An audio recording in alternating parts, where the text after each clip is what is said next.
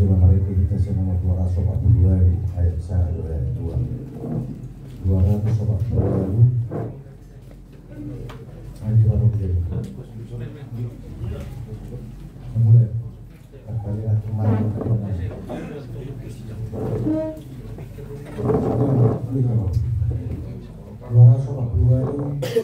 ayat 1 ayat 2.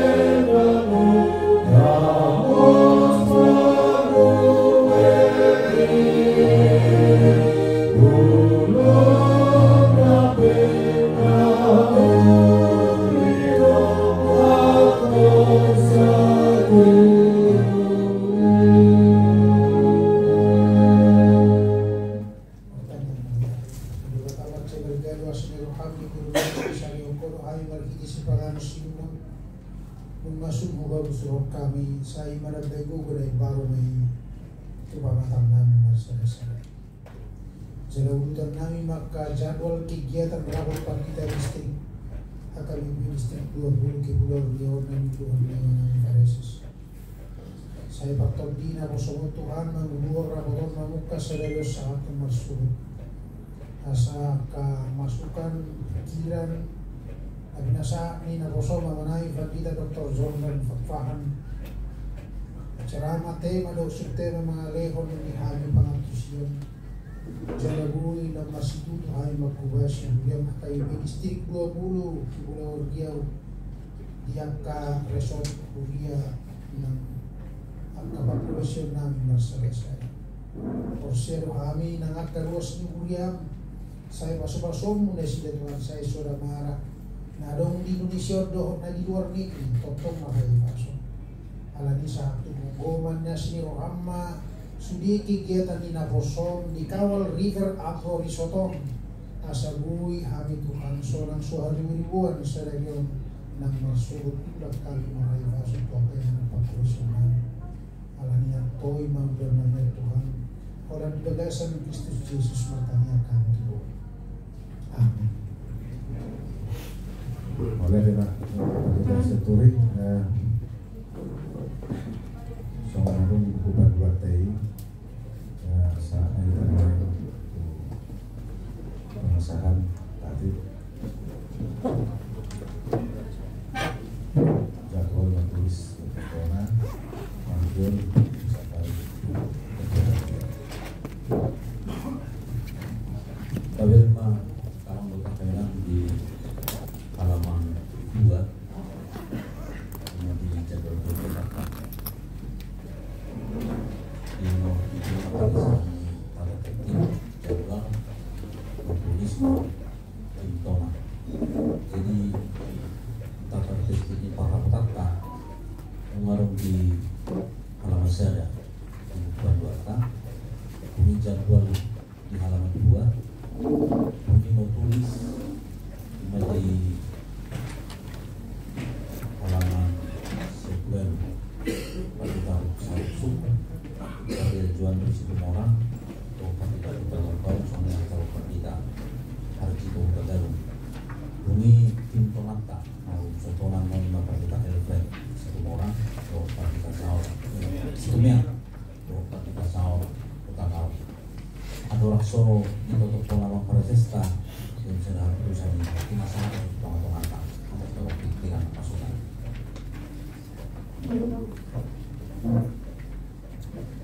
partita Kaposan yaitu partita Ani.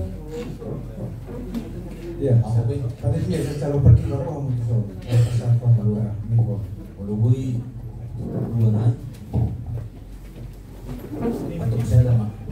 Siluman no partita Kaposan langsung makin satu apa sih? Taruh di tengah aja.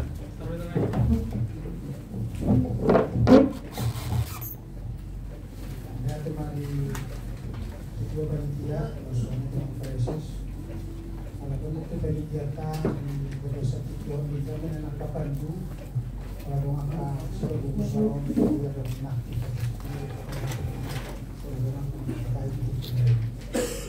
Nah, kedua pun mana yang doon namin, jagal kegiatan noon, ngaunion di namin. Alay ko amo lalo isi warna sari. Dalam kataman ko mga nasa informasi info na warna sari. Alagang nat kali ko lalo ang surat cinta sa district. Yung surat cinta ko itong warna sari na tayo at mungkin hal na singan noon na makapagumot ka Nota di tanggal 27 tanggal 7 Oktober. Kaya nagsatarapit kita yung mga kapagjupanan niya Akabis partita. Siya nagpunin taruhan nila sa lahot ito. Siya kapanitia na dongor niyan. Siya panitia sa pesay na naraw partita taon mo sa atoban. Sa unesti, siya lang adonis kanyo. Siya lang matsawilo na binanang parasisor. Siya lang sudohot na sila ng karakan. Arogod na sa ato pangatos di ang sa mata. Raw partita atoban. Kasong lima rupa ni Tebana ang manangarasa sa Mulai tema, naperjulu tayo waktu banku kita menuruni dua hal mak siang calon pelayan narung bison isema calon pelayan narung bison langsung masuk ke panitia. Beres? Oke, siap. Dapat dua hal di warna sari tanpa masuk menjadi maksud simpul informasi PLP di maksud atau waktu makan siang. Semua patut. Satu minta siang buat deh warna sari. Soalnya kita tua masa baca-baca soalnya ini apa saja tadi. Ngapa sih di jam 1 itu lumayan kita mana? Masa informasi TLP yang 1 maju sampai 12.30 sampai jam 13 isi mana warna sari. Kelas mulai dari subuh kamu yung tu harap kautan non kita suju pagi desa distrik tu rapat pagi dah kau orang non wah agak mekanisme non mewujudkan kebersamaan. Tersama ni marah ada kata saya di cara panitia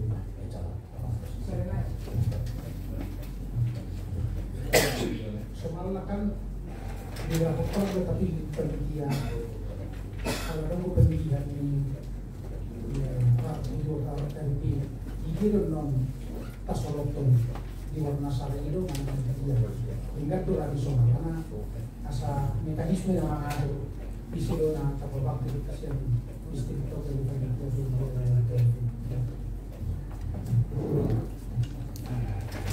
informasi mano saya sidang pleno apa paton.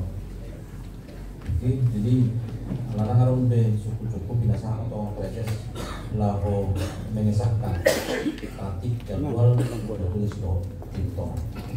ya selanjutnya dalam menyempurnakan dengan disempurnakan itu panitia di sesi persidangan itu narasumber karena untuk moderator kan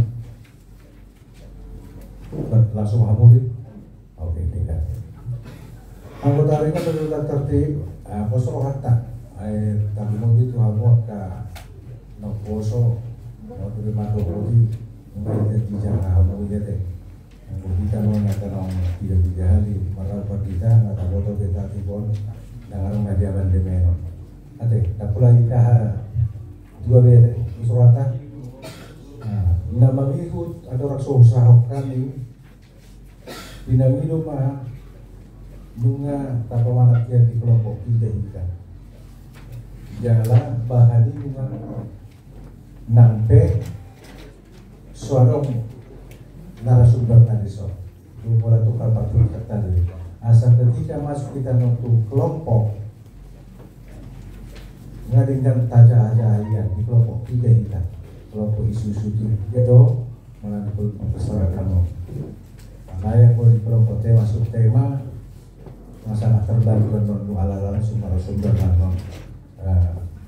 memaparkan alami tercapai kita mahkamah pena ate di ini pengesahan tata tertib jadwal menulis tim tora dirapot partita AKBP distrik 20 Kepulauan Riau sah tentang pengotongan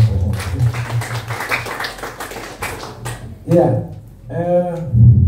mamer kisah sintoma taban ng satu radyo malaya lani terus niroha dapulah mulu dipercepat dong sesi pertama on ala masuk buat di sini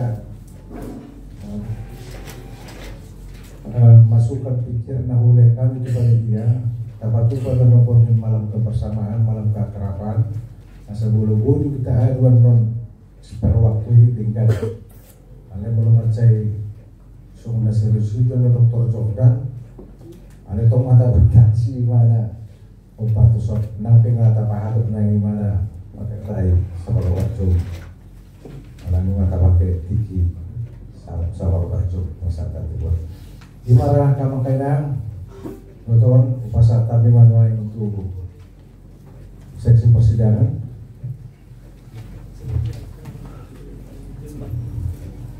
terjatuh dan berbuat itu masalah biasa atau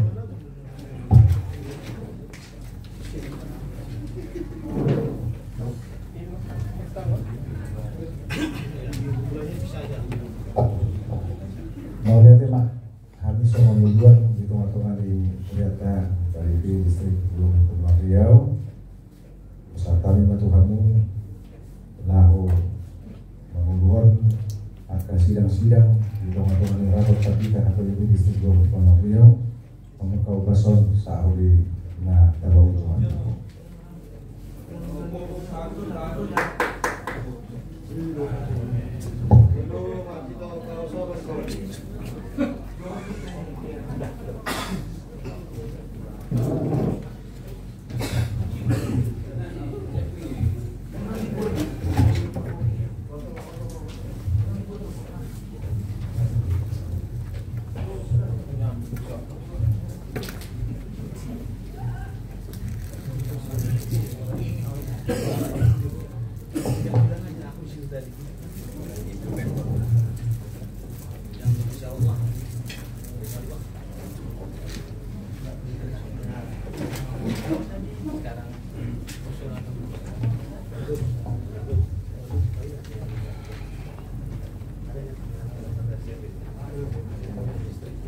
Horos merita seduna amanan preses nasional amanan dokter harus yang istilah dari nagwe narasumber di rapat tata distrik Riau dulu nang diputuskan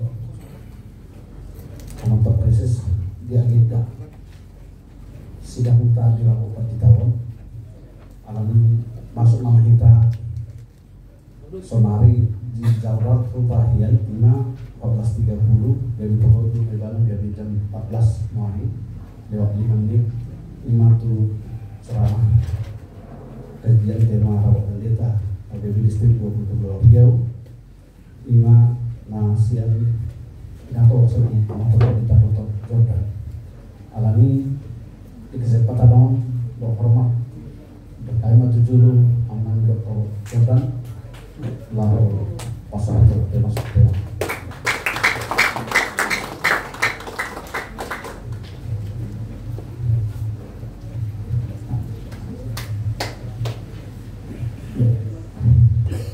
Selamat datang mak, dia menami Dr. Jordan, dia menami karena di profil ini Dr. apa, ngarap sudah kita mau foto deh, yang harus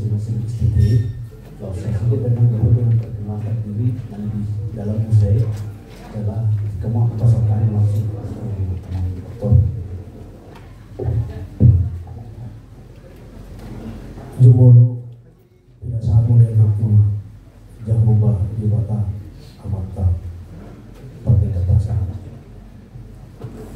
Laskoha di patok kami tugasan kabupaten kita distrik itu pokoknya distrik mingguannya tinggal coba aja kan. bagi dahil dapat 2 tahun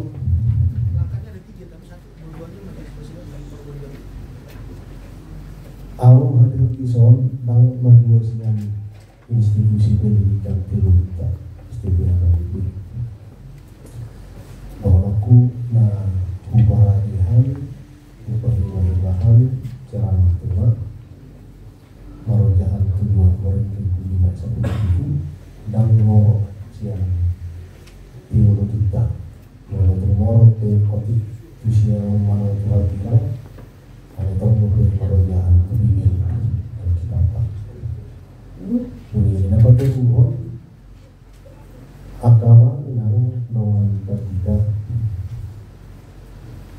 bukan ini dong hadir di zon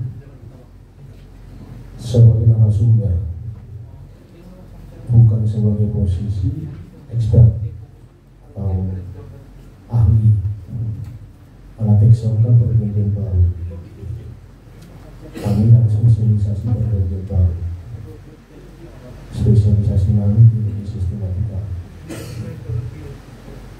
karena semua ini dalam waktu kita teks 2 Korintus 15:10 ini juga memakai perangkat teologi nasional tapak tuna interpretasi mengubah teologi ini gubernur mana agama bilang ini Tuhan siang perspektif teologi sistematika ala memang spesialisasi kami jangan hari so sebagai pendeta naung berjarak siang lapangan konkret pelayanan jangan bertemu dengan kamu kawan naung kepada kami nah menyatu melekat dengan lapangan pelayanan konkret jadi menurutku aku sebagai narasumber menyampaikan materi ala yang penerapan praktis konkret di lapangan tung kamu do dalam kilala situ dumobi sama dia kreativitas lintex on suat di tengah-tengah ini ruas waktu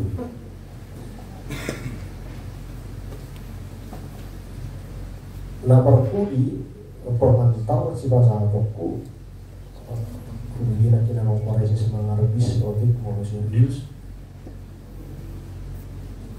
tadi hari mah jadi mau tahu kurang serius dan pola ikut jahau sudi material nang termaktub di kuban buano boido kalau poin-poin besar naik nasahat IP bunga hatari dan keseriusan yang nawa malah karena kemudian non secara dinamis diskusi do dialog di zon do dia akan kelompok-kelompok di barang setelah om Ultima kata pengantarnya siang kami asal teruji ma pendiut tangit-tangit material nah upasa kami secara sederhana jadi melihatnya di komunikasi terutama di tamuan material itu mau kirim pamitan sabolas masalah itu kalau dipaksa masih jauh harus selesai tanggal 10 ini kan politik pati janji karena tanggal 1 saya baik mau masalah lalu alasan hari ini dulu tanggal 10 macam Indonesia membawa jadi tanggal 1 saya baik mau jalan unik bagaimana beda apa yang tadi mau tiba nih hari bulan atau hari minggu ya ibaratnya jadi akan amanami dan nami aku bertiga tema Rabu Patitata ciptaan baru. Teks usaha. Jadi siapa yang ada di dalam Kristus, dia adalah ciptaan baru. Yang lama sudah berlalu, sesungguhnya yang baru sudah datang. Nakola ginahari akan teks-teks Yunani doa Ibrani doa teks nasi ngapahan di dari siapa apa ditenani. Nah, konteks kehidupan tama mulut apa rohahon sehari agama final. Kemudian kita membaca mengatusi teks 2 Korintus 5 ayat 1-2. Jalan tentu terhubung dengan teks tahunan dengan konteks tempat di mana Paulus dan jemaat Korintus berjumpa dengan teks 2 Korintus 5 ayat 1-2. Konteks tasonari menurut apa rohahon maka amanami naulu berhitung di era digital. Melihat ya Pak di sekretariat. Jadi era digital ada era disrupsi ala dirajumi perkembangan teknologi yang sangat canggih mendisrupt, menginterrupt, kadang-kadang menghentikan atau bisa juga menerobos atau menciptakan sesuatu yang baru yang belum pernah terjadi sebelumnya. Unprecedented, sesuatu hal yang belum pernah terjadi, yang mengubah pola pikir, pola hidup, gaya hidup, kultur, dan termasuk bidang pekerjaan. Nah, nata alami sinuain menurut apa rohahon perubahan kultur dan ekonomi dan pendidikan alami kemajuan di teknologi canggih dan akselerasi percepatan perkembangan teknologi yang cepat super canggih. Ada 2 sudut jalan dan 2 sudut ini sabun kita tergantung pada kita. Apakah teknologi kita bisa pakai untuk mengkalibrasi atau merekalibrasi pelayanan kita, tahu memodel ulang, membangun ulang pelayanan kita di jemaat, di resort atau di distrik, mungkin berada di pusat sana. Ala harmoni teknologi canggih memang dipaksa loh kita, dipaksa tanda detik kreatif dalam melayani. Molo secara maksimal agar pelayan berkecimpung di dunia teknologi digital dalam rangka pelayanan, hasilnya bisa maksimal juga. Dan kita sekarang sudah bisa berkunjung ke rumah sakit, apakah virtual atau digital. Dan ada juga warga kita yang minta didoakan lewat video call, karena jarak yang begitu jauh yang kita tidak bisa tempuh secepat mungkin, sementara nafas sudah di tengah leher. Lalu kita di video call, tolong doakan, lalu kita berdoa. Ini termasuk cara pelayanan. Nah,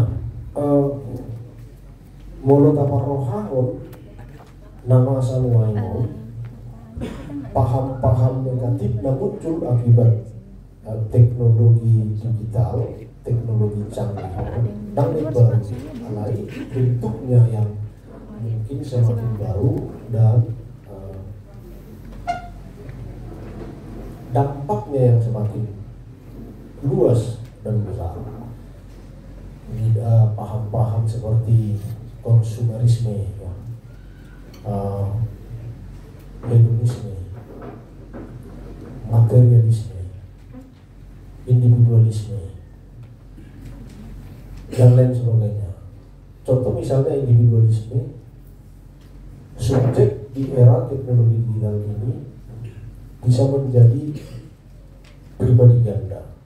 Satu subjek sosial, satu subjek asosial, seklusif.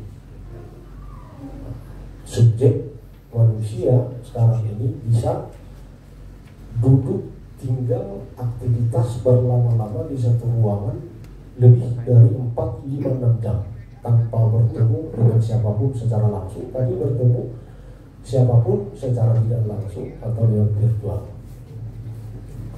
Tapi banyak juga yang memang beraktivitas di satu kotak kecil ruangan yang hanya dia sendiri di situ. Tapi pekerjaannya besar dan dampak dari pekerjaannya juga besar. Nah, ini berdampak pada sifat individualisme dari subjek manusia di era teknologi digital. Lalu kita juga memperhatikan adanya ciptaan atau kreasi baru dan kreativitas manusia.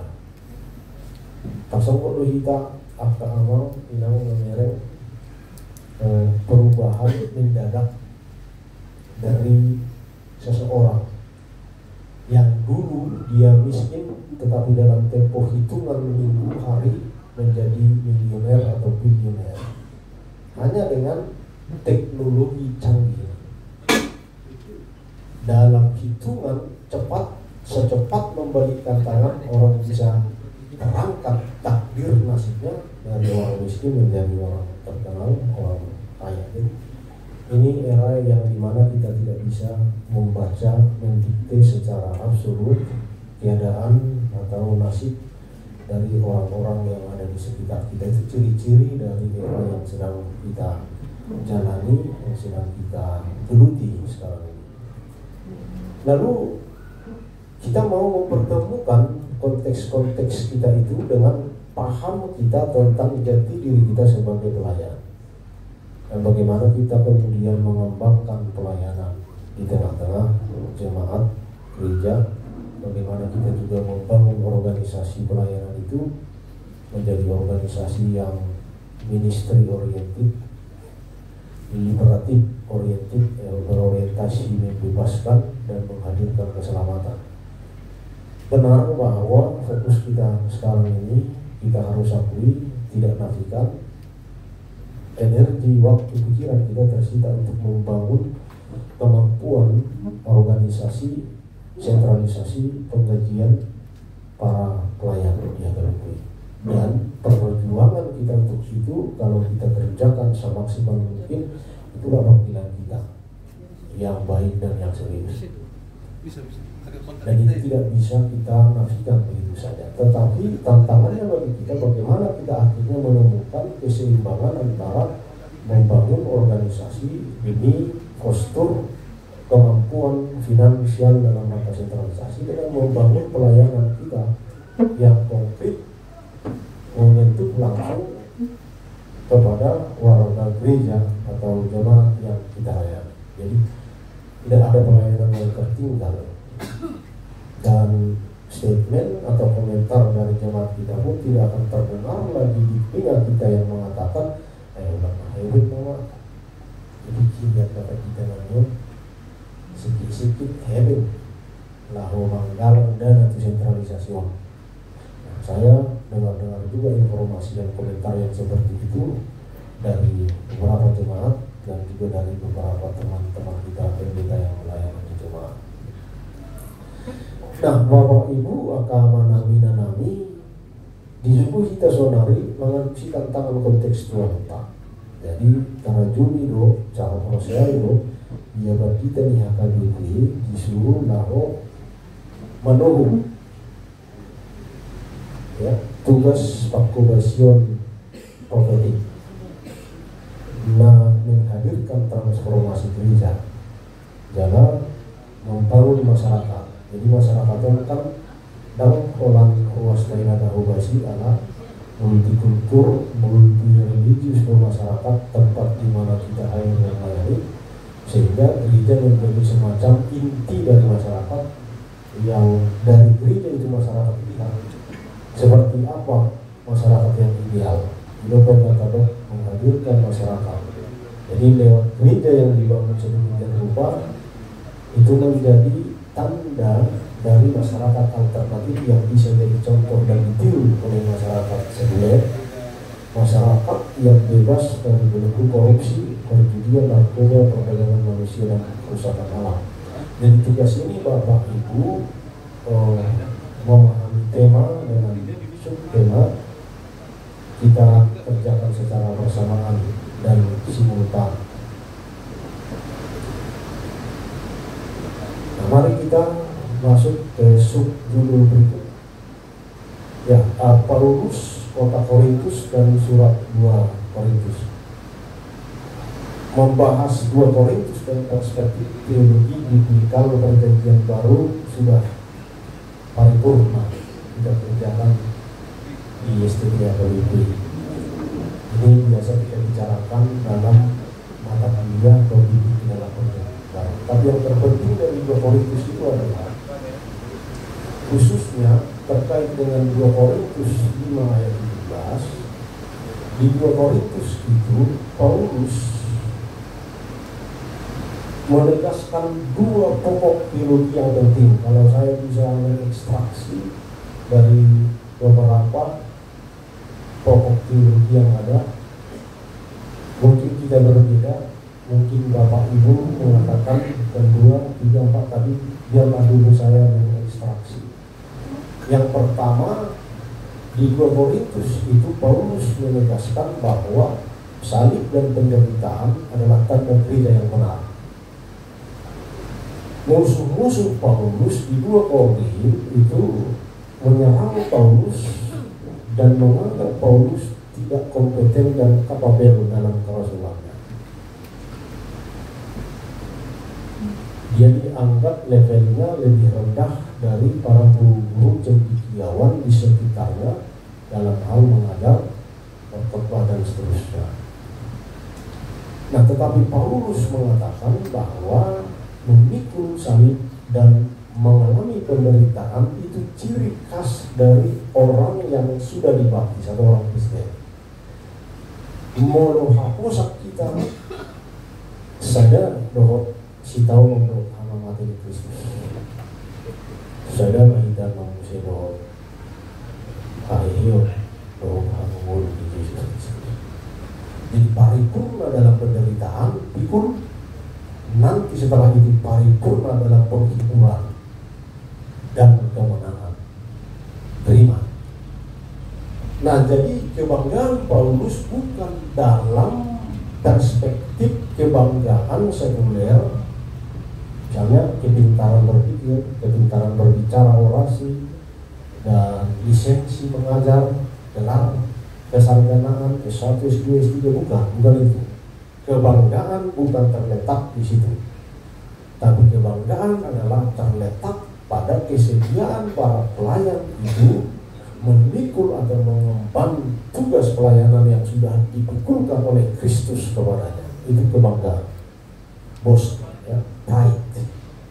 Jadi pride, boast dari pelayan itu adalah kerelaan hati yang penuh memikul tugas yang dipikulkan oleh Kristus, seberat apapun salib dan penderitaan yang harus dipikul. Dan kalau itu dikerjakan secara penuh, maka dia baru bisa disebut sebagai pelayan ciptaan baru. Nanti kita masuk 2 Korintus 5:17. Itu pokok teologi yang pertama. Pokok teologi yang pertama itu 2 Korintus 1 pasal 1 sampai pasal 9. Di 2 Korintus pasal, sebelum saya masuk di 2 Korintus 1 ayat pasal 1 sampai 9 itu, di situ kita temukan teologi justru pada saat aku lemah, disitulah aku kuat. Ini teologi kelemahan dalam kekuatan. Jadi orang atau pelayan yang bergantung penuh pada Kristus, selama apapun dia, semenderita apapun, seberat apapun tugas, maka jelas dia kuat. Artinya dia mampu melakukan, menjalani dan mewujudkan, karena kekuatan yang mampukan dia mengerjakan tetapi Kristus yang tinggal. Nanti 2 Korintus 5:17 itu kan Kristo, ya. Kristus yang tinggal di dalam dirinya, itu yang memampukan dia, bukan dirinya. Tetapi dirinya juga adalah bagian dari kekuatan Kristus yang ada di dalam dirinya. Pokok teologi yang kedua adalah 2 Korintus 10 sampai 13 itu. Jadi pokok teologi yang kedua ini di situ ini disebut sebagai severe letter, surat yang keras. Di situ dia membela kerasulannya. Jadi ini kita kita sebagai pelayan kehabisan ordin ministry, kita di sini menghubungi vokasi kependetaan kita, panggilan kita. Kalau kita bilang pendeta itu adalah pelayan kehabisan penuh, ya benar. Nah, bersama Paulus kita mau menggumuli kerasulan kita. Di 2 Korintus pasal 10 dan seterusnya itu Paulus membela diri, membela kerasulan. Dia menyampaikan kepada jemaat Korintus supaya kembali kepada Kristus, kembali kepada Tuhan. Nanti bagaimana ciptaan baru ini, sebagaimana dijelaskan di pokok teologi yang pertama, di pokok teologi kedua, akhirnya itu bisa diwujudkan, dikonkretisasi, dihidupi, dijalankan sedemikian rupa. Jadi di situ nanti termasuk teologi kebangkitan dan kehidupan eskatologis. Jadi ternyata orang Kristen yang sudah dibaptis atau orang Kristen yang sudah mengalami Kristus tinggal di dalam dirinya, maka hidupnya berdimensi eskatologis. Kebangkitan Kristus itu terjadi dalam dirinya kini dan di masa yang akan datang. Sehingga kalau dimensi eskatologis dari jati diri orang Kristen itu dipertajam, maka vokasinya itu sesungguhnya akan semakin tajam, akan semakin bagus, akan semakin berbuah ke depan. Karena dia menganggap dia bukanlah hanya manusia present masa kini, tapi juga manusia masa depan, manusia yang akan datang. Jadi kalau dia menganggap bahwa pekerjaannya bukan hanya pekerjaan masa lalu atau konsinasi dari pekerjaan Kristus, tapi juga kehadiran Kristus sekarang dan perwujudan Kristus yang akan datang kembali. Dan kalau itu sepenuhnya berlangsung di dalam diri orang, maka pelayanan dan panggilannya akan semakin bagus, semakin kokoh, seperti yang terlihat di dalam diri Paulus sendiri. Oke, kita masuk ke konteks. Konteks 2 Korintus 5 ayat 17. Jadi teks ini kita temukan sebagai bagian dari 2 Korintus 5 ayat 11 sampai 21. Jadi fokus di 2 Korintus 5 ayat 11 sampai 21 itu adalah pelayanan rekonsiliasi. Dan Paulus menganggap dirinya sebagai ambassador of Christ, duta besar Kristus untuk mewartakan Injil, dan panggilan untuk menjadi pelayan rekonsiliasi dia terima dari Kristus dan itu dia kerjakan. Maka tugas penting bagi Paulus itu adalah memengaruhi semua orang untuk rekonsiliasi dengan Allah, rekonsiliasi dengan dirinya, rekonsiliasi dengan sesama, rekonsiliasi dengan masyarakat. Nanti kan ada juga rekonsiliasi dengan ekologis, lingkungan hidup, berdamai, masih baringganan.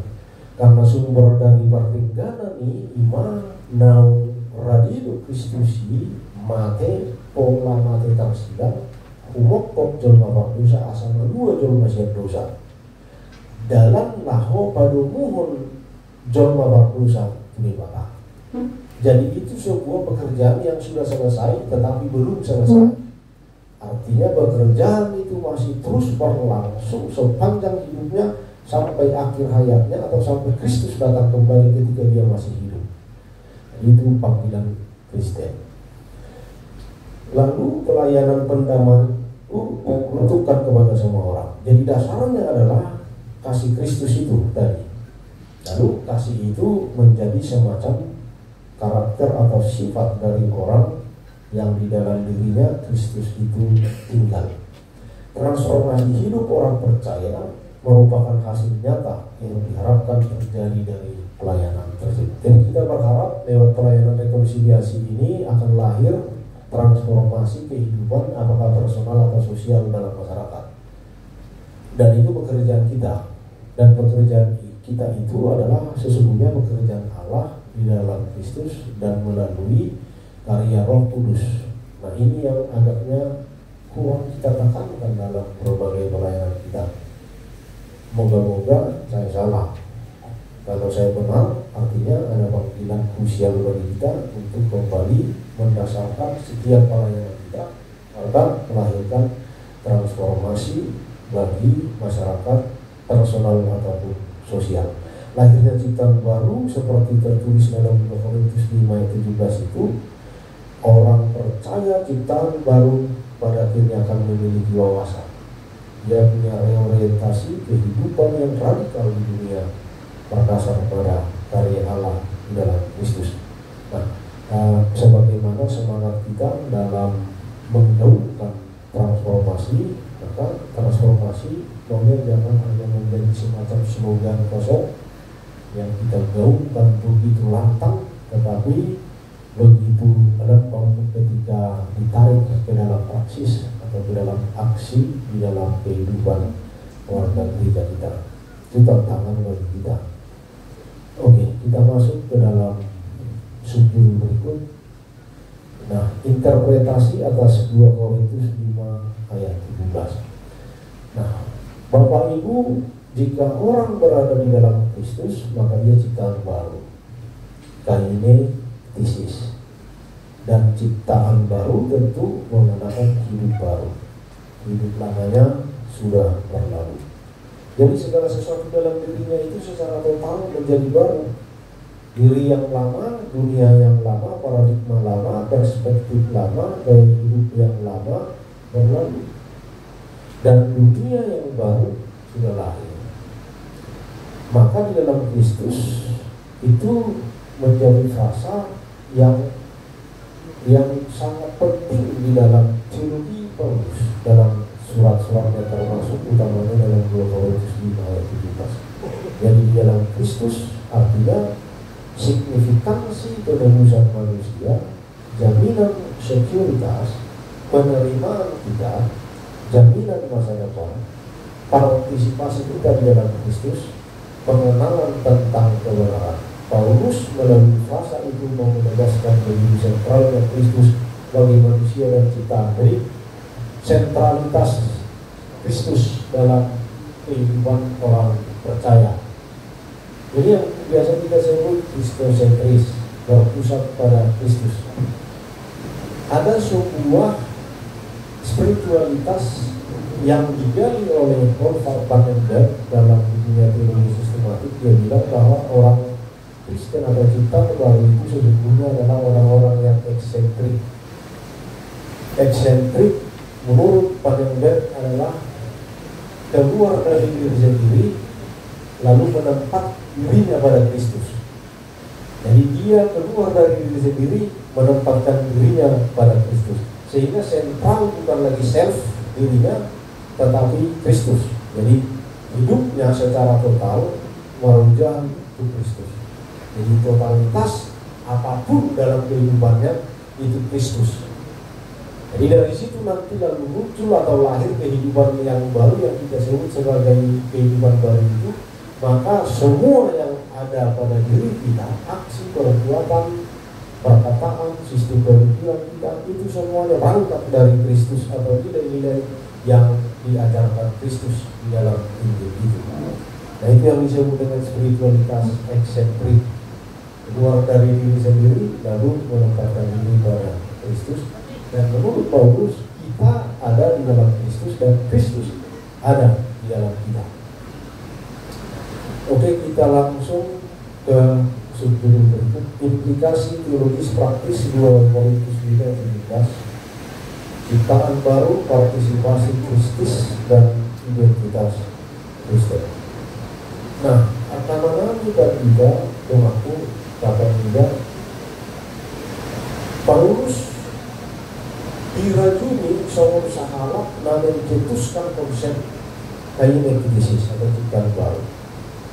Konsepon sasib tengah gagal secara konsep nomor rumah antropologis nomor tujuh transformasi dignity fitrah manusia lewat hasanyaun na roh Kristus. Jadi hasanyaun roh Kristus. Lain ada dimensi antropologis.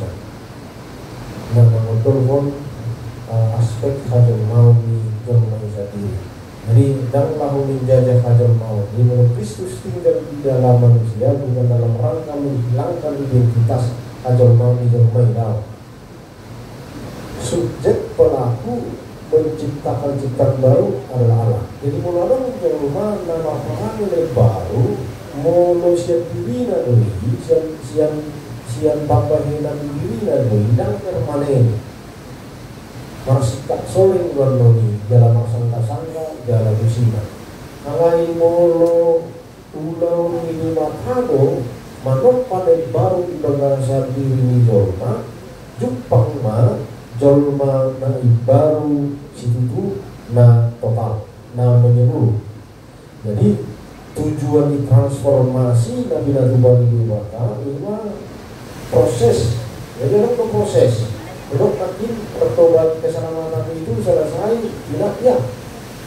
Tapi Paulus juga bilang kerjakanlah keselamatan itu.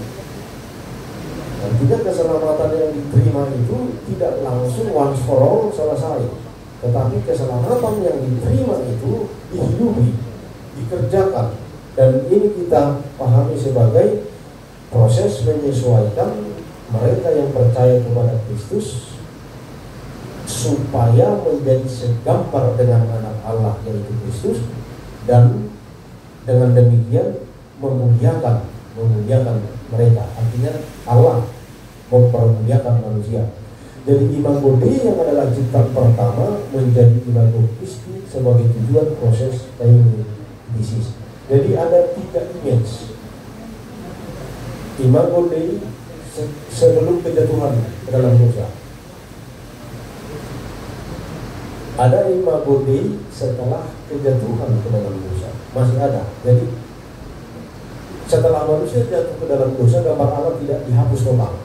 Gambar Allah masih ada pada diri manusia, tapi rusak. Martin Luther bilang total, rusaknya total.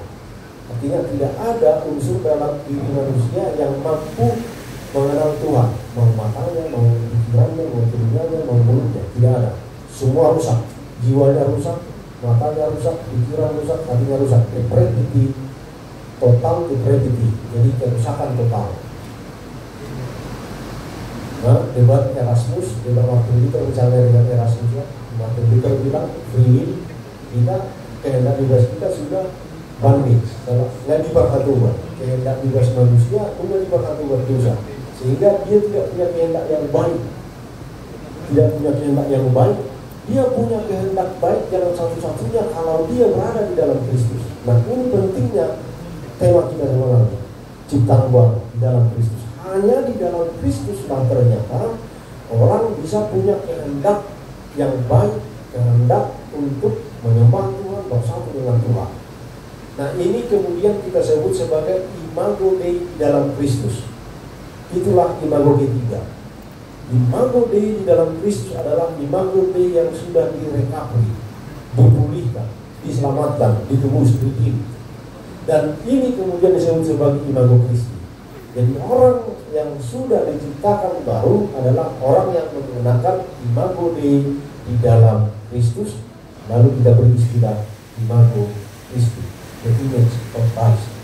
Jadi molo kita makan meluhon tohonata pajowota nang ruas dilihat tadi ya, sama alat Kristen nang terjadi molo nabi nazuhun nasidai ima sorminan Kristus molo diida jong manasiya karena pahana dibereng pangalahona ima pangalahon Kristus.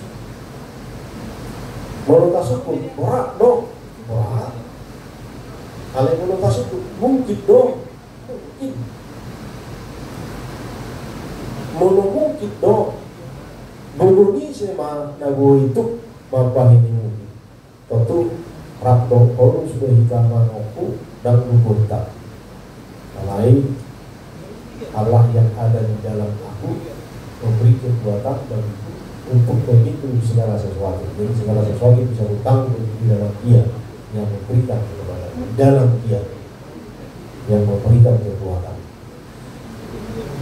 Nah, masuk lagi kamu itu subjudul berikut ciptaan baru dan teosis. Agama kenal teosis dan lapanglah bodal di di teologi akademik bahkan studi akademik.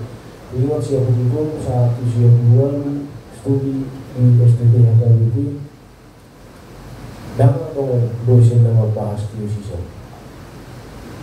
Jadi di perkembangan teologi kemudian terkini sang hari teosis semakin dibumbui lebih dalam lagi. Bahasa dan di Tuhan Allah adong sada berpikiran Luther keras bahwa Kristus menjadi manusia supaya manusia menjadi manusia.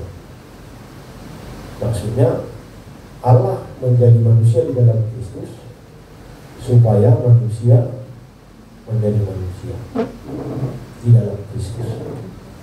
Nah, teosison beda. Teosis ini mau mengatakan bahwa orang yang sudah dibaptis dia harus mengalami proses transformasi menuju kepada satu gambar dengan Kristus, satu gambar dengan Allah. Ini proses menjadi orang yang gambarnya menjadi gambar Kristus, atau dia menjadi Kristus, dia menjadi Allah. Inilah yang kemudian disebut dengan teosis. Artinya dia tidak menjadi Allah, tapi dia mengenakan karakter dan sifat Allah di dalam dirinya. Jadi ada proses divinisasi manusia. Jadi proses di mana manusia menjadi Tuhan, tanda petik, dan lain lebih bakal menjadi Tuhan dalam arti hakikat, sifat dan karakter dan kehidupannya. Jadi nanti isi sasintongna pangalaho dalam mengalami haruar siapa dasar dirina inner siapa dasar dirina siapa hakikatnya siapa itu haruar dan siapa luar haruar keluar oleh siapa das haruar keluar. Nah, Paulus berpusat pada partisipasi transformatif di dalam Kristus yang mengejawantahkan gambar Allah dengan sempurna. Partisipasi ini begitu esensial terhadap pemahamannya akan kebenaran yang dipahaminya bukan hanya sebagai status legal, tapi sebagai teosis atau transformasi ke dalam pribadi dan kehidupan Tuhan. Menurut saja di materi yang kami yang ada mulai secara istilah di halaman sia dikaiosune osis. Jadi teos osis itu semacam proses. Teos Allah, jadi berproses menjadi Allah. Dikaiosisi iman aksi anugerah Allah mendeklarasi kita orang berdosa merdeka dari dosa dan kesalahan. Jadi ini semacam proses dan maklumat itu, pernyataan Allah itu terjadi di dalam diri orang yang kepadanya statement itu disampaikan, dan itu akan berproses sepanjang hidupnya. Jadi kebenaran yang dipakaikan kepada orang yang percaya kepada Kristus itu adalah kebenaran yang menyatu dengan orang itu, dan itu berproses dalam kehidupannya atau berlangsung terus dalam kehidupannya.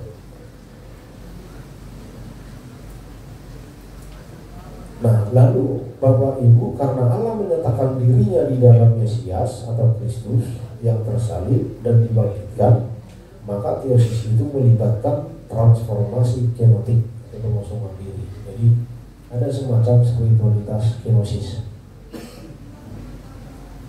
Nampe pandita alai yang dirajumi habadita unai sama hak istimewa Bapak yang ibadah sebelum sedeman. Justru habadita unai pakiona laho membuat tumorok jolma tu Kristus marhite pakubasion na menghamba. Nah, dari siapa kalau Yesus memberi yang kasih siapa.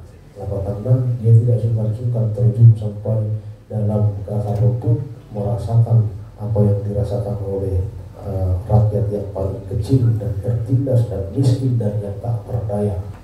Mahite-hite kasih pernah tarida laku transformasi kenotik. Lalu ada cruciform, itu hidup yang berbentuk krusis salib melalui pekerjaan roh. Jadi antara salib dan roh yang bekerja, satu tanda gereja yang benar menurut Martin Luther. Oke, dan jujur kita orang di dunia akademik. Jadi saya tahu sakramen itu ada dua. Lain di tempat lain Martin Luther mengatakan sakramen ada 7. Ya termasuk juga penderitaan dan salib sebagai marks of the true church. Salib penderitaan itu adalah tanda dari gereja yang benar. Jadi sangat kita lihat ya Paulus itu dia tidak di surat 2 Korintus bahwa di surat 1 Korintus. Nah, Paulus memandang teosis itu sebagai pengalaman komunal, bukan hanya individu dan sebagai tujuan misinya. Jadi tujuan misi, jadi membangun transformasi kenosis dan hidup berbentuk krusis lewat pekerjaan roh. Tujuannya adalah misinya adalah ini, menyekutukan dengan misinya Allah sendiri. Jadi tujuannya adalah membawa manusia unio mistika, jadi kesatuan antara orang percaya itu dengan Kristus, dengan Allah. Mulunungan terjadi mana menghadirkan transformasi. Jalan contoh yang paling tepat dengan transformasi ini adalah kehidupan Martin Luther. Dengan berdoa berjam-jam, dengan membaca Alkitab berjam-jam, menginterpretasi dan memahami teks-teks Alkitab berjam-jam, lalu dia mendapatkan pengetahuan. Dalam hal ini bukan pengetahuan teoritik, tapi pengetahuan yang sangat mendalam, dan pengetahuan itu seperti api yang membakar di dalam dirinya. Kalau disimpan itu membuatnya tidak tenang, lalu dia mencetuskan itu, dan itu harus dicetuskan dan diikrarkan. Jadi motivi menurut Aparroha di Martin Luther antara spiritualitas Luther dengan teologi Luther itu tidak terpisah. Jadi reformasi itu terjadi akibat dari spiritualitas transformasi yang dialami oleh Martin Luther. Tanpa spiritualitas transformasi tidak mungkin terjadi reformasi oleh Martin Luther. Jadi dia bertemu dengan Kristus dan pertemuan itu sangat intens, bahkan seperti yang Paulus rasakan, seperti bumi dalam daging yang menghantam terus, yang Luther sebut dengan istilah anfectum, struggle of the soul, yang tidak ada putus-putusnya. Jadi ada pergolakan batin yang tidak ada habis-habisnya, yang tidak ada putus-putusnya, itu terus terjadi. Jadi antara terang dan gelap, antara benar dan salah, antara baik dengan jahat, itu intens terjadi ternyata di dalam diri orang yang menghayati spiritualitas transformasi ini. Jadi monosogang bugerohatta mamereng kejanggalan lapatanna kabereng kejanggalan mangalaku, manako, marjuji, lalu mekel kita dan merasa kita memerengi. Nah, itu tanda bahwa kita ternyata sudah tidak lagi menghayati spiritualitas transformasi. Jadi dan berduka kita memereng realitas gelap di sekitar kita. Kita lihat tapi kita abaikan, kita tidak peduli. Dan buruk kita, dan buruk dari dia dapat dulu itu realitas dan lebih. Ini pada tema tadi sangat menohok sebenarnya bagaimana lewat tema ini akhirnya kita diajak membangun masyarakat yang bebas dari perilaku yang kita sebut itu penindasan, perbudakan, judi dan seterusnya yang memang merusak sendi-sendi kehidupan masyarakat, khususnya jemaat kita dan generasi muda, anak-anak kita sendiri pun bahkan sudah ada yang nyerempet bahaya, yang mau bentar lagi jatuh karena sudah berdiri di ujung tebing yang sangat curam itu. Kita lanjut judul berikut agama. Lalu siap interpretasi terhadap 2 Korintus 5:17 itu kuuji Bapak Somono bahwa kita sebagai ciptaan baru, dakwah kita sasitong ciptaan baru. Semua orang yang dibaptis ke dalam nama Allah Bapa, Anak dan Roh Kudus adalah ciptaan baru. Sehingga ciptaan baru ini sebenarnya bukan hanya diskusi kita di sini, tapi juga diskusi kita dengan jemaat kita. Artinya diskusi ini harus kita bawa karena jemaat kita di pertanian, entah di sermon, entah dalam diskusi formal ataupun informal. Jadi spiritualitas kita adalah spiritualitas teosis partisipatif, transformatif dari subjek simul justus et peccator.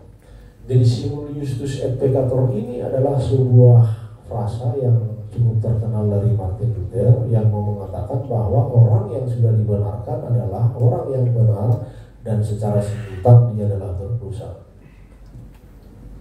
Jadi gaya paradoksikal pemikiran Luther ini membuat kita, pemikiran kita gatal. Dan kegatalan itu memang perlu, karena ada 2 hal yang benar bertentangan dan intens tegang terus di dalam diri orang. Jadi antara terang gelap, antara ini justus peccator, jadi antara benar dan berdosa. Jadi ini selalu diperhadapkan kepada orang yang sama. Dan pergumulan ciptaan baru atau orang Kristen yang sudah dibaptis itu adalah pergumulan untuk melihat realitas itu lalu memutuskan dia mau berpihak kepada siapa, kepada Justus kah yang sudah ada pada dirinya atau kepada peccator, dosa yang setiap saat sewaktu seorang berlihat panorama mengongkong tidak tuntas sehari-hari kita lengah berdutuna. Jadi ternyata spiritualitas simul justus et peccator ini mau mengatakan bahwa meskipun kita sudah dibenarkan, tapi kebenaran yang sudah kita terima tidak jaminan kita tidak jatuh. Maka kalau itu tidak jaminan kita jatuh, maka ini menjadi semacam warning atau peringatan eksistensial. Warning yang eksistensial, artinya setiap saat orang itu diingatkan bahwa sesewaktu dia akan jatuh ke dalam dosa. Kalau dia punya kesadaran yang penuh seperti itu, ada niat hasrat epitumia, hasrat tubuh berdosa yang masih melekat dalam tubuh kita ini, nah yang selalu menarik kita ke sebuah posisi peccator berdosa itu. Kalau orang tidak sadar di situ, dia akan terus berulang-ulang jatuh dalam dosa. Tapi kalau dia sadar itu dan melawan itu, maka dia akan memutuskan diri tidak berdosa dan dia tetap di dalam justus kebenaran itu. Nah, menurut Martin Luther ini yang disebut dengan anafektum, proses pergumulan batin yang melahirkan sebuah aksi yang radikal. Jadi kalau orang ternyata mampu memutuskan, ada kesempatan misalnya mengambil sesuatu, tidak ada orang lihat, lalu dia memutuskan saya tidak akan mengambil itu adalah keputusan eksistensial dan radikal. Menurut pemahaman saya terhadap simul justus et peccator itu keputusan yang radikal, yang mampu memutuskan sesuai dengan dignity jati diri yang ada pada dirinya. Nah, lalu Bapak Ibu, teosis dan deifikasi sudah lama diperbincangkan, dan Martin Luther juga ternyata kalau kita membaca di materi di slide tidak ada, tapi di materi kalau kita mau perhatikan di halaman 11 di situ saya tulis pemikiran teosis atau deifikasi Luther ditemukan dalam tulisannya berjudul Dictata Super Psalterium. Ini interpretasi Martin Luther terhadap pasal-pasal pasalnya. Tidak perlu saya baca berikut, dan kalimat terakhir saya membaca, menurut Luther kesatuan dengan Kristus membarui orang dalam artian renovatio, sanggup percaya kepada Kristus. Pembaruan renovasi itu terjadi melalui kesatuan dengan pribadi, sifat-sifat dan perbuatan Kristus. Lanjutkan ke kalimat berikut. Deifikasi bagi Luther artinya ambil bagiannya orang percaya, partisipasi dalam kebenaran dan kebebasan Allah. Laiknya partisipasi keanakan di dalam eksistensi Bapa. Kan Yesus Kristus itu sesadar-sadarnya dia ambil bagian di dalam Bapa. Demikian juga lah halnya dengan kita yang adalah anak-anak Allah di dalam Kristus. Kita sadar ambil bagiannya kita di dalam Kristus. Itu yang kita sebut dengan transformasi. Jadi deifikasi dipahami sebagai restorasi gambar Allah, dan itu terjadi di salib. Sehingga teosis atau deifikasi ini menjadi spiritualitas kehidupan sehari-hari orang percaya, di mana dirinya menghidupi kesatuan yang utuh dengan Kristus dan Allah. Jadi ada kesatuan yang praksis. Kesatuan yang praksis itu bisa terlihat secara konkret dalam aksi perbuatan orang yang sudah diciptakan baru itu sendiri. Oke, kita lanjut ke subjudul berikut, kontekstualisasi identitas gambar Kristus sebagai ciptaan baru. Nah, ini bagaimana kita pada akhirnya Bapak Ibu akan mengaku kita maka meruh hasa gomparota roh Kristus identitas taksonon matinokan baru. Jadi identitasnya Kristianotai mengulu di dia be, jangan dipartikian sama dia be. Jangan dang bui madua identitas taisian karakter kultur budaya tai masyarakat berbudaya do kita. Jangan budaya tai luhur dari Allah, kita lahir membawa budaya. Atau budaya ini lebih hebat malah dari agama. Ya, karena kalau kita anggap budaya sebagai bagian dari cara hidup, maka begitu kita lahir, kita sudah berbudaya. Nah, karena budaya itu adalah bagian integral dari kehidupan kita, maka kita mau mencari bagaimana akhirnya nilai-nilai kekristenan kita atau identitas Kristen kita itu bisa interseksi atau saling relasi yang komplementaris dan saling melengkapi dalam rangka membangun kehidupan kita. Adong do sisi-sisi budaya ada orang Soroha Kristenon nah memang mengandung mulu anisitus bisnaga pada subliminal dimension. Jadi dimensi subliminal dari budaya Batak itu, dan itu dianggap memiliki elemen soteriologis. Kalau dihidupi akan menghadirkan berkat dan keselamatan. Budaya orang tua kita dulu, kita misalnya merawat alam, ilarang dohita seteri bongar kecil ditolong ibunan jauh suatu malaran nonina unang danila unang balok potusida burung ini disami don gabi tenggelam pon nonina tapi dicoba tak tenggelam juga danga dongi isinya dong bisa patut tenggelam danga dongi. Cuman itulah kearifan lokal yang bisa akhirnya menyadarkan orang pentingnya menjaga dan merawat alam ciptaan Tuhan, menghindarkan model atau gaya hidup yang mencemari alam ciptaan, termasuk merusak ya, alam ciptaan itu. Jadi ternyata elemen subliminal kultur kita itu punya dimensi soteriologis, dan itu punya titik hubung dengan aspek soteriologis dan panggilan Kristen kita di dalam Kristus. Artinya dang marsianoa. Alain apa soni no nota ikopyak kono luturta ditoruni sodang ni barita nauli. Jala akka bini-bini berita dauli na marok kiat dikulturi ada orang Soroa Kristenon. Akhirnya kalau kita interpretasi dan pahami kembali menurut perspektif Kristen, semakin benih itu tumbuh dan akhirnya membuahkan hasil yang konstruktif bagi kehidupan kita. Jadi Bapak Ibu, bagaimana akhirnya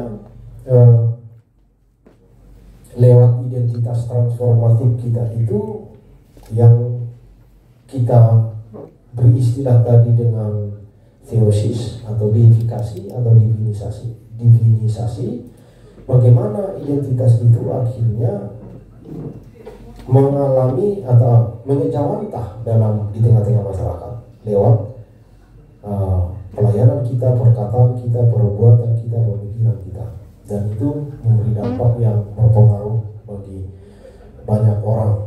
Jadi kehadiran kita dimanapun, apakah kita sebagai pelayan atau warga gereja kita dimanapun, akhirnya menginspirasi dan mentransformasi masyarakat kita. Warga kita dapat memberi kontribusi aktif bagi pembangunan ekonomi, politik, dan sosial dalam masyarakat dan bangsa negara, termasuk melawan penyakit-penyakit sosial dan masyarakat. Penutup, nah itulah Bapak Ibu yang bisa kami sampaikan untuk bahan materi diskusi kita terkait dengan tema ciptaan baru dirawat pendeta distrik 20 Kepulauan Riau. Mari kita sempurnakan dan kita melihat ini Ubasa matu amang onna jonan melihat ya mulai tema di amata Dr. Jordan pasahat untuk kita di ceramah ini ngasih tema ciptaan baru. Jalan memang bolo ay patronasi na hubungan na siya perjuru masa di era ni Paulus langsung itu kita sesonari. Nah langsung lima sian makalah ng pinasakna sila itu kita kimatong pagkasanian alay secara pribadi bala gudang istilah aku ada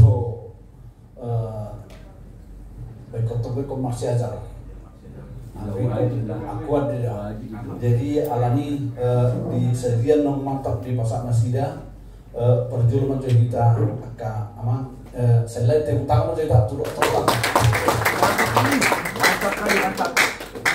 nama ibu mau saya kupikir awal ada beberapa tikion atau persidangan masih ada waktu ya kan bercoba maju menggumuli mulut siang pinasa persidangan kini wahana saya tutu ya kan perkembangan do mengabai mungkin do kesis punota marpar do tu ceramah nang pinasa ni dokter ta alani akaman do tomakena dan kemajura langsung termen siap kita mengenali mahal kita berjuru ya binasa atau cerita ya saya angkiran kita ada dari kamu gak usah lah sahur sinaga berdoa amat tempat kita sahur terkau marung baru ada kepengen atau tutup kira masih paling selalu ada basic kita mangina apa bagasudo kalau nanti macam ya saya pakai pasapai macam pada tata pada itu belakang ya. Uti bodo iba na sini. Sibik na.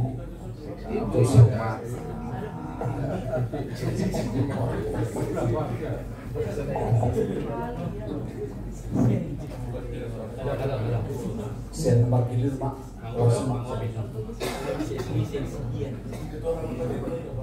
Jadi pola itu mak kita ketemu moderator. Kacau nak mikir. Nasugala tentang itu apa kita dokter, bapak dosen yang telah menyampaikan panjang kali materi di tengah-tengah distrik beliau. Jadi gua penelitian Jigong, ada dua hal yang syukur itu bapak kita paham. Dan percaya sekian pasti misi Paulus pak Orhat lahok gabe manusia yang di hamamat ini Kristus itu mana perjumpaan dengan Kristus karena secara eksplisit dan pola orang di bahan konstitusi itu ibadah kotak gabe dinompang ciptaan yang baru perjumpaan dengan Kristus mana hamamat ini Tuhan Yesus gabe jalan lagi ada statement gereja yang benar adalah gereja yang menderita. Dan kepada statement ini si Paulus itu mana makin muda karena ada makin tiga kali dari bapak orang itu dari waktu gereja yang benar adalah gereja yang terpanggil dan menderita. Ini tadi ada yang makin mudanya ada yang mulai ini memang kami mulai ya, oleh tema di dua suku masih yang pada tertentu langsung tetap pada kesana. Melihat tema di anak moderator, melihat di bapak abang nami ketika Dr. Jordan Pakpahan, memang bapak ibu guru dia udah ketika seorang dosen waktu itu bertanya menguji tesis nahu usulan apa sumbangsi tesis ini kepada pengajaran di dogmatika akademik. Saya dulu tanda gereja yang benar nang tanda day kawan usah naik ima pikiran Martin Luther. Nama gereja yang benar adalah gereja yang siap menderita. Dan memang ini yang sangat langka sekali kita temukan pada konteks ini di atau zaman sekarang. Ketika Pokus HKBP lapangan ini begitu gencarnya menyuarakan tentang tutup DPR,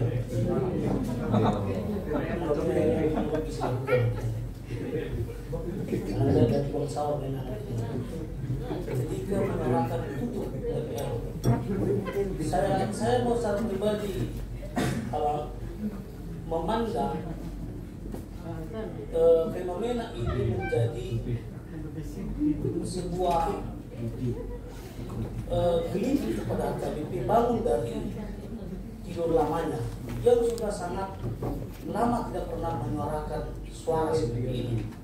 Artinya kecil pun itu, tapi setidaknya HKBP sudah dibangunkan untuk keluar dari zona aman, zona nyaman yang selama ini. Karena itu saya pikir teologi salib ini bisa menjadi spirit, menjadi roh dari pikiran tema rapat pendeta tahun ini untuk tidak ragu memilih jalan menderita ini sebagai sebuah keberanian. Yang kedua, secara khusus di distrik 20 Kepulauan Riau, memang kita berharap tahun ini ada program yang seperti ini muncul di distrik kita. Sekarang di distrik ini, di wilayah Kepulauan Riau, dari teman kita Katolik, ada seorang pastor yang berjuang di garis terdepan, yaitu untuk membela masalah ini, persoalan human trafficking, perdagangan manusia. Dan sampai-sampai sekolah Bible Pro HKBP pun belajar ke mereka. Bukan kita, padahal di wilayah Kepri ini sangat marak ini perdagangan narkoba apa itu, tidak pernah kita bicarakan spesifik. Kita terlalu larut dalam altar kita itu. Padahal kita lupa juga yang dikatakan Martin Luther, bahwa sejatinya altar suci itu adalah kehidupan kita ini. Terima kasih atas sajian ini, Abang. Semoga ini menjadi spirit bagi kita untuk tidak ragu-ragu untuk meskipun harus menderita, tapi suara kenabian itu seperti harapan dari subtema itu juga bisa kita lakukan. Terima kasih, Bang. Luar biasa. Mulai cuma di dua hal namun pun agak emang datang kena merubui percobaan mengimpusian pertanyaan sudah dokter di pertanyaan beriwan ini setia itu pastinya Paulus dari alur ciptaan baru, apakah ada perjumpaannya dengan Kristus atau dari kematian Kristus? Dan hal terus nak kemudian satu tulisan yang masih ada. Baru bergaul nak ada statement gereja, lain dokter nak ima paling untuk gereja yang benar adalah gereja yang menderita. Baru kemudian pada salah tagala kedong marhubungan di tesis nasida ada untuk pada waktu penelitian di gereja Masalib 5 alai los dia nasida mah usia 5 gereja yang menderita. Nah, gereja yang menderita kan dari masuk margaoni satu statement Paulus lawan untuk TPL doh termasuk dulu jalan salib termasuk nampak pudi nanti memang berpikir saya kebetulan di PGI ya teh di Bayang di seminar kebetulan di gereja kita di Marturia di Bayang jalan untuk HBPB sangat menarik dari tinggi ini alai dan saat itu di tanah roh alai tiga masalah mendarat nak ini nanti nasa doktorin nanti kita kamang nanti misalnya untuk tahun doktorat ya. Lapar dulu merespon pertanyaan suku-suku yang hari ini Pak Dita Enrico sebenarnya. Setiap orang yang di dalam Kristus adalah ciptaan baru.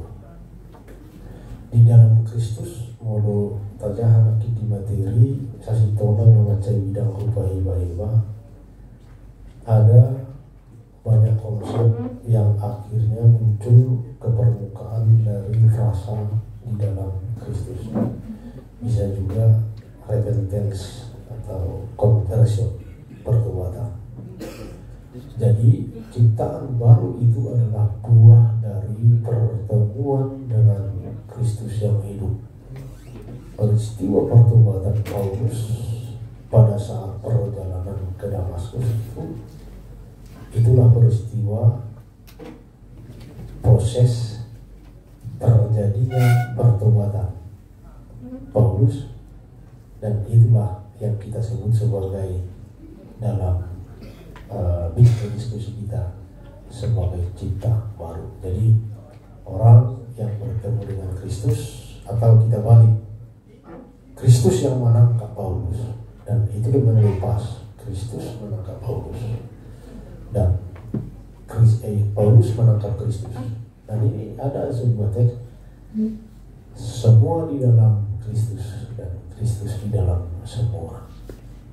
Jadi artinya peristiwa pertobatan itu adalah peristiwa lahirnya cipta baru. Jadi kalau ditanya dari mana asal mula, ya dari perjumpaan kita. Maka pertobatan kan kita tidak pahami sebagai pertemuan yang monumental pada satu waktu tempat tertentu lalu selesai. Jadi pertemuan kita kan terus berlangsung tanpa putus-putusnya dengan Kristus yang hidup itu, sehingga bagi kita kan pertobatan akhirnya kehidupan. Pertobatan itu adalah laku hidup orang yang sudah di dalam Kristus sebagai ciptaan baru. Itu yang pertama. Lalu terkait dengan tanda gereja yang benar, inilah yang menurut kami sebuah kelemahan yang kita hadapi dalam dunia akademik kita, sehingga teologi itu tampaknya berujung tumpul dalam rangka menjawab konteks-konteks atau tantangan kontekstual. Teologi hanya akhirnya menjadi semacam buku yang tersusun rapi di rak-rak perpustakaan institusi akademik teologi. Tidak ada dampak pengaruhnya dalam kehidupan masyarakat. Dan akhirnya dalam teologi yang dikembangkan kemudian oleh misalnya Ulrich Ducrot, seorang Lutheran dan pegiat gerakan ekumenis, bekerja sama dengan teolog pembebasan misalnya seperti Leonard de Boff. Mereka membuat semacam program yang disebut dengan meradikalisasi atau reformasi yang diradikalisasi. Singkatnya, teologi yang selama ini menjadi fosil, ya, dalam teologi Martin Luther yang menjadi fosil, digali dan diangkat ke permukaan. Dan salah satu teologi yang menjadi fosil itu adalah teologi salib dan teologi penderitaan. Dan kalau ini digali kembali lalu diuraikan, dijelaskan sedemikian rupa, maka kehadiran orang Kristen itu akan menjadi kehadiran yang peka, patos, kata Moltmann, sun patos, peka terhadap konteks-konteks di mana dia tinggal, tidak lagi seperti tadi lihat realitas yang mengganggu, ya kayak demokrasi juga. Dia sensitif dan peduli. Karena apa? Dia menyatu perasaannya, patosnya dengan patosnya orang yang sedang mengalami misalnya penderitaan. Itu makanya gereja harus menjadi gereja yang menderita. Menderita maksudnya bukan dalam artian penyakit mental, ya, orang suka menderita. Bukan. Jadi ada orang yang suka menderita dari perspektif penyakit mental, suka menyiksa diri, ada. Penderitaan di sini tidak dalam rangka itu. Penderitaan maksudnya adalah penderitaan bahagia. Jadi ada orang karena mewujudkan panggilannya secara total, dia akhirnya menghadapi resistensi dan perlawanan dan berakibat penderitaan pada dirinya. Itulah penderitaan. Ini kan membongkar status quo dan membongkar orang yang suka tinggal di comfort zone, yang di zona nyaman. Kalau orang memahami ini, dia akan berontak. Dan kalau ini diajarkan di dunia akademik Eropa yang saat itu kultur menjajahnya sangat kuat, maka mereka tidak akan menjajah. Di Jerman tidak terlalu dibungkumi, ada teologi salib, lalu von Rodelich menggali, lalu digali, selesai, dan digali lagi. Lalu yang menggali teolog-teolog pembebasan di Amerika Latin, yang akhirnya mempertajam panggilan sosial mereka di tengah-tengah masyarakat. Dan ini ada kaitannya dengan keyakinan politik orang Kristen, termasuk pendeta, bukan dalam artian praktis, tapi punya sikap yang tegas dalam merespon situasi-situasi ekonomi politik yang menyengsarakan masyarakat. Untungnya, ya, langsung saya jawab, ya, merespon Anggini Bebati Dasar, dia menggali di tesis, ya, teologi salib, ya, gereja krusis. Jadi gereja krusis. Jadi gereja itu adalah gereja yang memikul salib dan mau menderita dalam rangka mewujudkan panggilannya di tengah-tengah dunia. Dengan cara seperti itu akhirnya kita bisa menghadirkan transformasi. Nah, maka saya mau tegaskan di sini bahwa suffering dan cross itu adalah tanda gereja yang benar, dan itu sangat alkitabiah. Sangat alkitabiah. Yesus gak usah dulu Paulus. Yesus sendiri, siapapun yang mau mengikut aku, dia harus memikul salib, cruciform. Jadi hidup yang berbentuk salib. Nah, roh monon sembih tanah rohmu di sana. ikonan biro silang rupunta bombonota mana biro hita lao mana ahli tanda ikut bombonota nih memikul saya alai dan dalam artian harafiah tapi dalam artian esensial dan spiritualitas yang konkret dalam segenap hidupnya bentuk salib itu terlihat di dalam dirinya. Jadi ya gereja salib, gereja krusis dan gereja yang menderita. Karena hanya dengan menjadi gereja salib dan gereja yang menderita lah gereja bisa bersolidar dengan orang-orang yang menderita dan orang-orang yang disalibkan berkali-kali. Tapi ada trafficking, bahayanya trafficking ini karena anak kita saja yang misalnya tidak terkena trafficking. Coba kalau terkena trafficking, alangkah sakitnya kita. Anak kita hilang misalnya, diculik orang dan diperjualbelikan organ tubuhnya. Awalnya mungkin dia memang kita mandap umpama aja nama Nolina. Ngeri itu. Trafficking, jual beli manusia dan perbudakan manusia bukan terus-menerus terjadi. Ini kan tanda krusis atau realitas krusis yang terjadi di tengah-tengah masyarakat dan hanya gereja krusis yang bisa menjawab. Tidak percuma megil gereja tadi belga-belga dipalas-palas sedikit jadi sedikit marah mengomong mulai konkretisasi praksis pelayanan telah terjadi di tengah-tengah masyarakat kan itu sebuah apa gitu sesuatu hal yang bertentangan.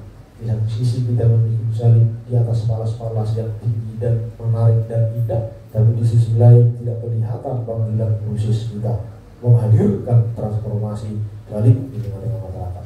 Nah itulah tantangan yang harusnya kita jawab dalam perjalanan pelayanan kita ke depan. Sekaligus saya sudah merespon, saya pikir apa dari Abang Enrico dan Abang Sahor. Terima kasih. OTBL, oh iya. Di era Eporus yang dulu Opui SE Nababan, saya pikir itu momentum sejarah yang sangat disayangkan terlewatkan begitu saja dan hasilnya hanya mengganti kulit organisasi korporasi yang besar itu dari Indorayot menjadi Toba Lestari. Harusnya di momen historis itu kemarin langsung ditutup dan dipindah. Kalau mau itu ditutup dan dipindah dari Tapanuli, tidak boleh tidak harus lebih keras dari gerakan SE Nababan. Pertanyaannya, apakah kita para pendeta mau menyatu untuk membangun sebuah gerakan massa seperti gerakan massa di Pati untuk melengsarkan bupatinya yang arogan? Itu pertanyaannya. Maka pertanyaan itu harus dilakukan. Karena menurutku gerakan perlawanan terhadap TPL yang paling keras di eranya SE Nababan. Kalau mau menuntut TPL harus lebih keras dari gerakan itu. Karena gerakan itu keras. Kebaktian raya di sana, massa banyak.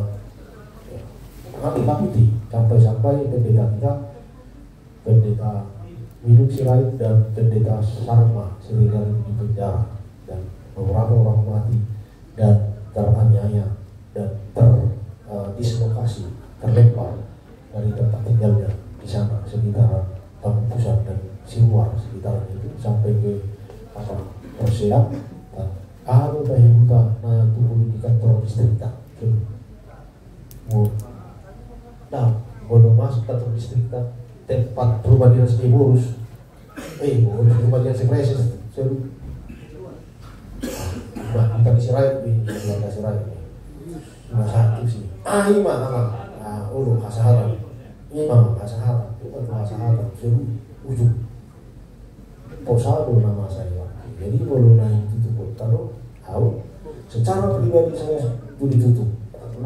Saya mengalami kehadiran dan elit ini bukan karena saya mendukung Eborus, tapi lewat pemahaman saya selama ini bahwa TPL itu menghadirkan lebih banyak penderitaan kepada masyarakat dan lingkungan, maka saya pun mendukung Eborus dalam hal ini. Bahwa TPL itu ternyata memang harus kita dorong supaya kalau tidak bisa ditutup dipindahkanlah dari situ. Karena kalau Daku atau ya kami wardalanya kamangina siapa Rusia itu persuburan sa bor kita usia berusia kami siap dua atau ama preses ini usia dia madalanya taresok na dito udalani kami sa bor masusul dokta duduk na digijamnya ke dalam halaman di dawaya kami sudah niya mulai tahu siap dua usia masa ini kalau masuk sudah lagi dihukum kita mainan lebih kita jangan semuni dong prakteki sampai sekarang dan makin parah saudari adalah banyak masyarakat yang tanahnya tumpang tindih dengan tanah konsesi TPL. Rakyat kecil tidak bisa melawan korporasi besar karena mereka ditopang didukung oleh aparat pemerintah dan kebijakan pemerintah. Akhirnya mulut tapar rohal dan tinggir kasus terakhir itu dan preses kita preses Epsang Jawa Barat bersama dengan teman-teman pendeta di sana kan, melakukan semacam pendampingan terhadap jemaat kita. Mereka kan menunjukkan sikap arogansi, menutup pintu jalan. Kita bertanya, itu tanah siapa? Tanah masyarakat Natinggir yang leluhurnya sudah lama di situ sebelum TPL ada sudah di situ atau tanahnya TPL? Nah kita sendiri kalau mendengar itu kan emosi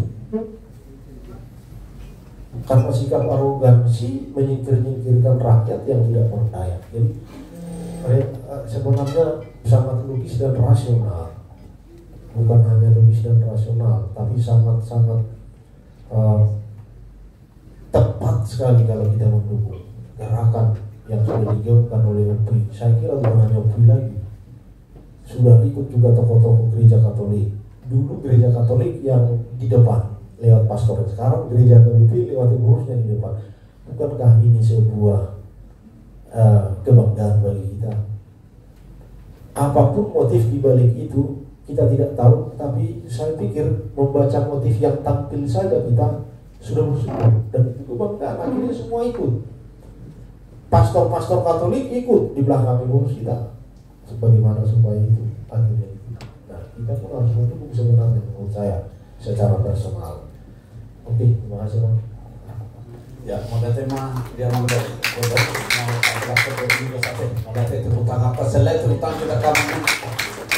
Oke, kami minang dulu tu waktu nak kino mata apa hatop setengah jam. Jalan sekarang be jom menunjuk 15.30 satu kajung naik yang molok tu jadwal tahun. Jadi kita sepakati majo. Moha. Break majo kita suku-suku berdoa. Jadwal tanam masuk tu sidang kedua. Ima di jam 16.30. Odo by nota manang 16.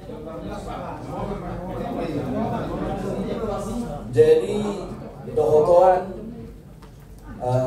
pemuda Tuhan tu sama deh. Perlu ala ini juga ala merubah waktu kasih doa.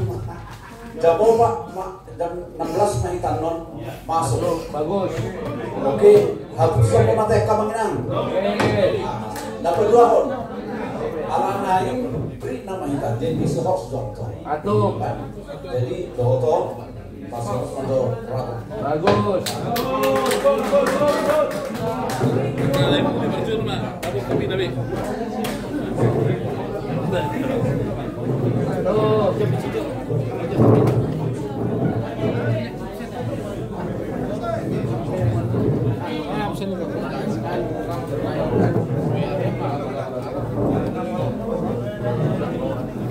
Sini.